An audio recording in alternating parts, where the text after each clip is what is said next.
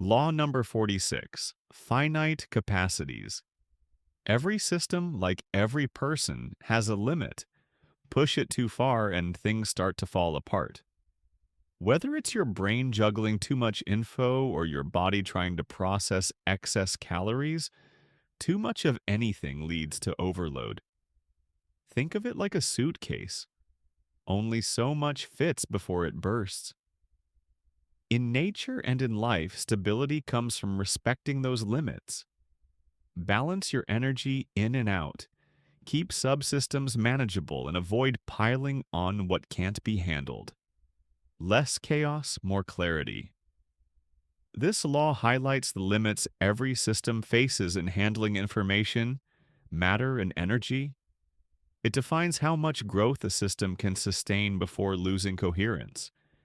It focuses on three core ideas: growth versus coherence. How big can a system grow before it breaks down? Crisis management. How to prevent collapse when nearing limits. Regulating growth. What affects capacity and how to expand it wisely. In short, every system has a threshold. Respect it to stay functional and refer to the law number 35. Thresholds and limits.